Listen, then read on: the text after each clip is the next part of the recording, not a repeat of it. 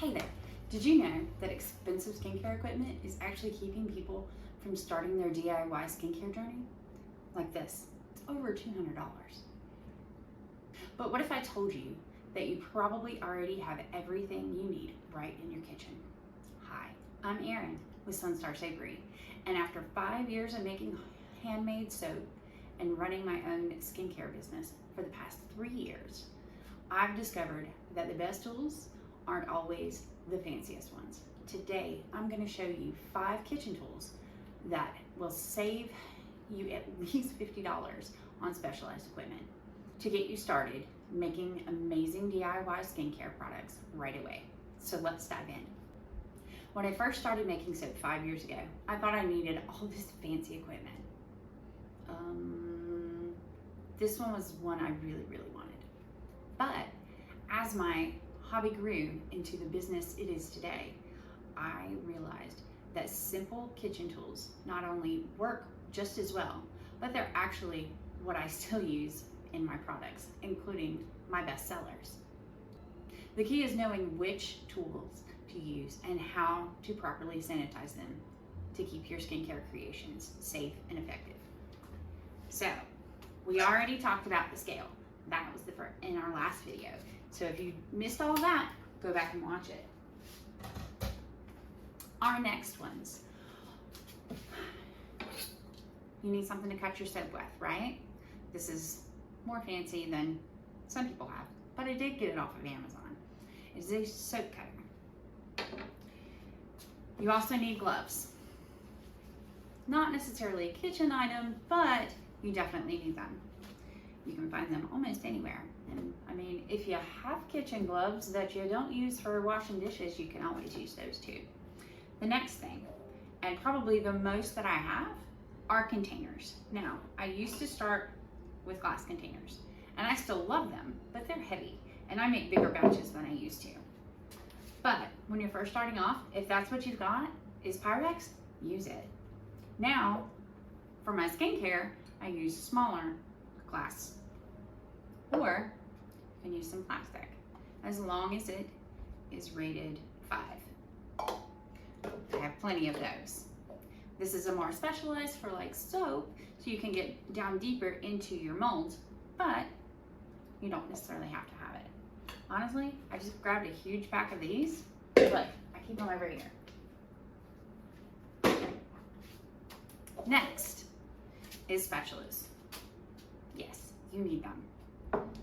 Doesn't matter what size. I have different ones for different things. This one I use more for my actual skincare, where this one's for my big batches of soap. And then we have for the teeny tiny experiments that I do for those. Next, and my most fun, so number 5, are molds. I love molds. Let me show you. I have the cutest one I just got, which is bunnies and carrots. But I have everything from paw prints to ovals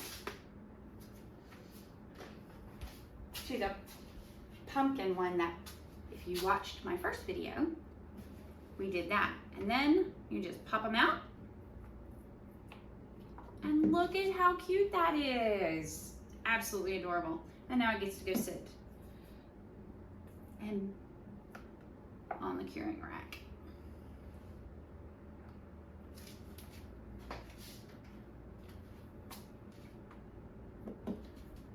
And then last but not least, an immersion blender.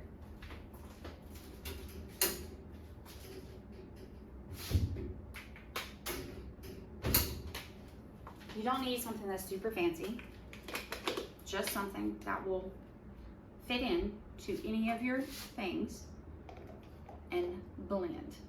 All right, and that's it. Those are your 5 must-have tools. The gloves were just a bonus.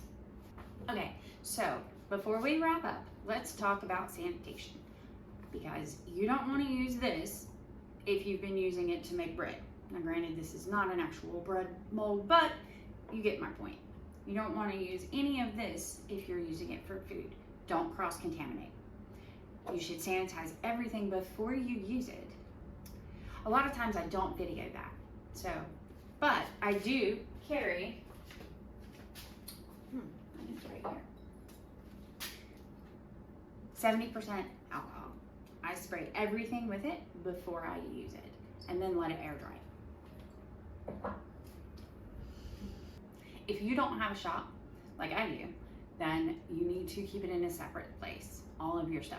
I used to use a room in my house and I would leave everything in a plastic bin. That way I wouldn't cross-contaminate with my husband's stuff. So there you have it. 5 tools that you must have. Your blender, a bread scraper or cutting tool. You could also use a knife now that I think about that.